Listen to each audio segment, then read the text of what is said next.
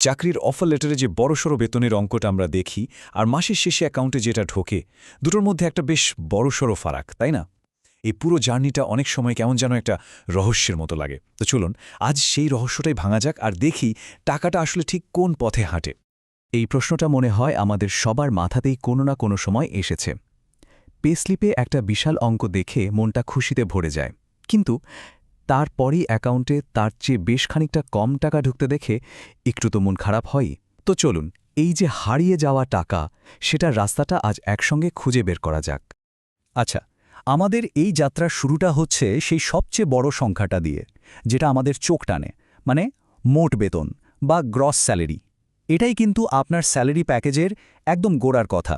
তবে মনে রাখতে হবে, এই পুরো টাকাটা কিন্তু হাতে আসে না। সোজা কথায় বলতে গেলে গ্রস স্যালারি হলো আপনার কোম্পানির সাথে আপনার চুক্তির পুরো ভ্যালুটা। ধরুন এটা একটা আস্ত বড় কেক, যেখান থেকে তখনও একটা টুকরো কাটা হয়নি। মানে আপনার কাজের জন্য আপনাকে মোট যে টাকাটা দেয়া হচ্ছে, এটাই হলো সেইটা।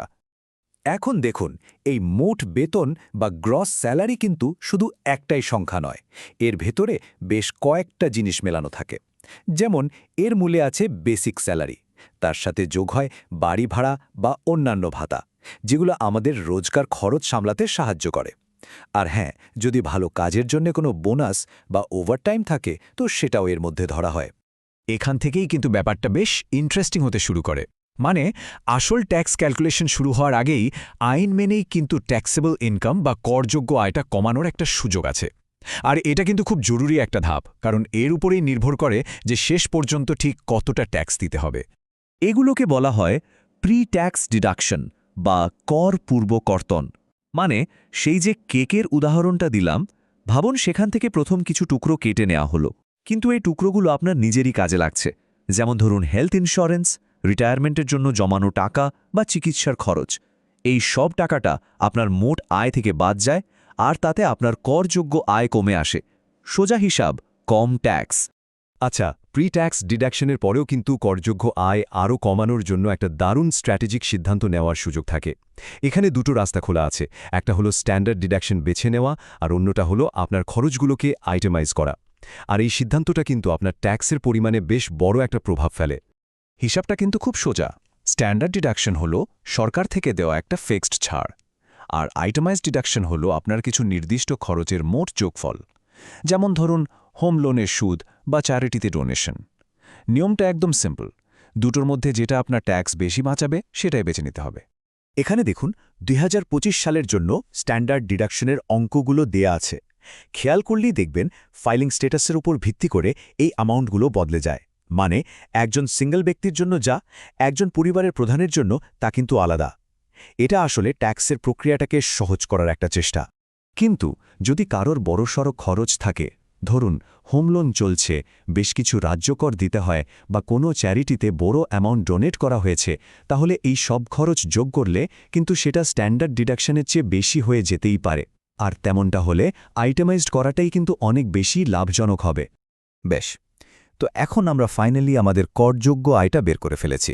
এবার তাহলে মূল পর্বে ঢোকা যাক, মানে আসল ট্যাক্সটা কিভাবে ক্যালকুলেট করা হয়। এখানে ট্যাক্স ব্র্যাকেটের আসল খেলাটা বোঝা যাবে। এখানে দুটো শব্দ নিয়ে প্রায় একটা কনফিউশন তৈরি হয়। একটা হলো মার্জিনাল ট্যাক্স রেট, অন্যটা ইফেক্টিভ ট্যাক্স রেট। ব্যাপারটা এভাবে ভাবুন, মার্জিনাল রেট হলো আপনি হাইওয়েতে সর্বোচ্চ যে স্পিডে গাড়ি চালিয়েছেন, আর ইফেক্টিভ রেট হলো আপনার পুরো যাত্রাপথের গড় স্পিড।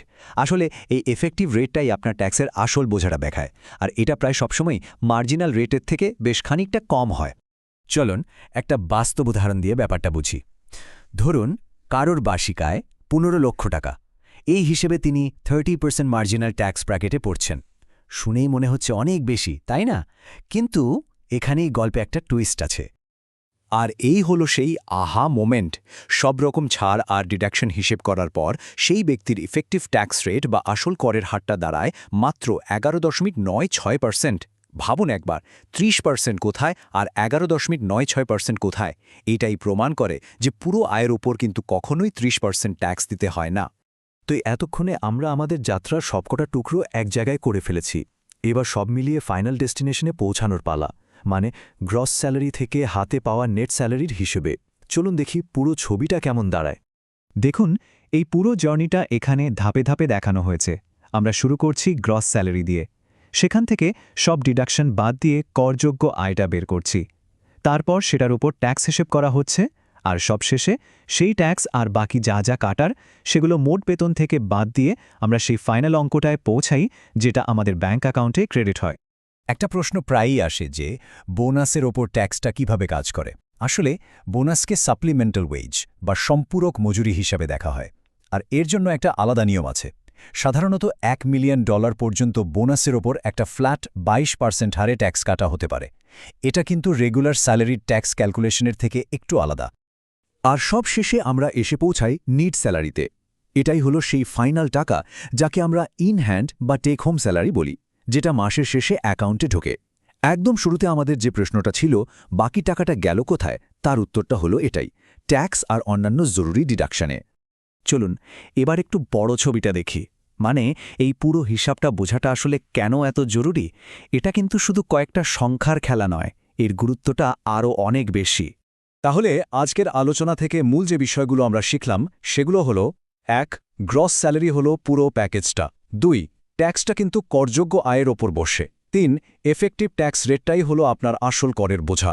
আর সবচেয়ে বড় কথা হলো এই পুরো জার্নিটা বুঝতে পারলে নিজের টাকার ওপর কন্ট্রোল অনেক বেড়ে যায় আর আরও ভালো ফিন্যান্সিয়াল ডিসিশন নেওয়া সম্ভব হয়। তো এখন যেহেতু পেচেকের এই পুরো রাস্তাটা আমাদের কাছে পরিষ্কার, প্রশ্নটা হলো এই জ্ঞানটাকে কাজে লাগিয়ে আমরা আমাদের নিজেদের আর্থিক ভবিষ্যৎকে কিভাবে আরও সুন্দর করে গুছিয়ে নিতে পারি। এটা কিন্তু ভেবে দেখার মতো একটা বিষয়, তাই না?